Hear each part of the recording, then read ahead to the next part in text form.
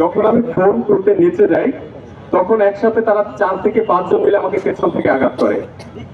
এখন পরবর্তীতে ডিসি মাসুদ সাহেব ওখানে আসে, আমরা তাকে পেয়ে তার কাছে যাই, কারণ এর আগে তিনি মাঝে মাঝেই আমাদেরকে সহযোগিতা করেছেন, আমরা অস্বীকার করি না। কিন্তু কালকে যখন তার কাছে আমরা বললাম যে আমাদের উপরে আঘাত করা হয়েছে এবং সেটা ইন্টেনশনালি তার আঘাত করেছে, সেটা তিনি এড়িয়ে গেলেন, তিনি কোনো কথাই বললেন না, কোনো জবাব দিলেন না।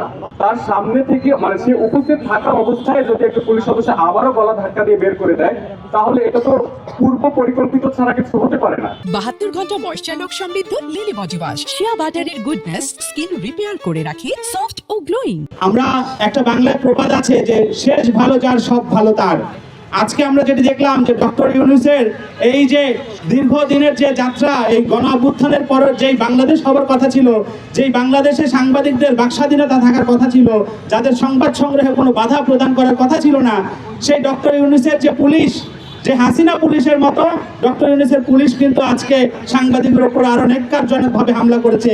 সংবাদ সংগ্রহ করছেন, হাতে মোবাইল, সে যে কোনো গণমাধ্যম কর্মী যে কোনো প্রতিষ্ঠানের হতে পারে, কিন্তু তাকে যেভাবে পায়ের মধ্যে ল্যাং মেরে রাস্তার মধ্যে ফেলে দিয়ে অমানবিক ভাবে নির্যাতন, এটা আসলে কোনোভাবে মেনে নেওয়া যায় না। গতকালকে মাল্টিমিডিয়া সাংবাদিকদের উপরে যেভাবে হামলা করা হয়েছে, আমরা বলতে চাই সারা বাংলাদেশের গণমানুষ যেভাবে ন্যাক্কারজনকভাবে এই ঘটনার কোনো প্রতিবাদ না জানায় নাই, আমরা বলতে চাই যে মানুষ আমাদের উপরে না থাকলে আমরা বাংলাদেশের মানুষকে ভুলে যাই নাই।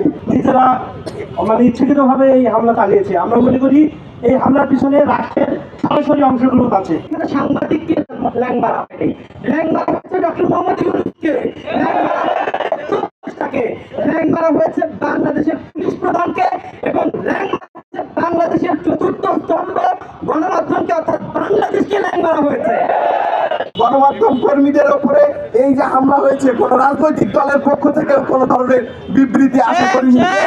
যে তথ্য সংগ্রহ করে সেই গণমাধ্যম কর্মী, সে মাল্টিমিডিয়া হোক, সে ব্রডকাস্টিং এ হোক, ডাজন্ট ম্যাটার, যে ফিল্ডে আছে তার উপর কেন এই ধরনের হামলা হবে, আমার গলা ভেঙে গেছে। গণমাধ্যম এবং সাংবাদিকদের নিরাপত্তার দায়িত্ব দেওয়া হলো রাষ্ট্রের। সেখানে আমরা দেখছি রাষ্ট্র যেখানে নিরাপত্তা দিবে, নিরাপত্তার বদলে সাংবাদিকেরা যখন তাদের দায়িত্ব পালন করতে যাচ্ছে, সেখানে তাদেরকে ল্যাং মেরে ফেলে দিচ্ছে। আমার কাছে কখনোই মনে হয়নি যে এই যুদ্ধটা সাংবাদিকদের বিরুদ্ধে করা হয়নি। সরাসরি পুলিশ এবং সাংবাদিক যুদ্ধ হয়েছে কালকে, সরাসরি। সংবাদ কভার করতে গিয়ে জীবনের ঝুঁকি নেই। আজকের এই মানববন্ধনটি এর আগেও 2023 সালে 22 সালের দিকে আমরা করেছিলাম। তখন স্বৈরাচার হাসিনা সরকারের পেটোয়া বাহিনী, ছাত্রলীগ, যুবলীগ আমাদের দুজন সংবাদকর্মীর উপর হামলা চালিয়েছিল এই ভিডিও করার কারণে।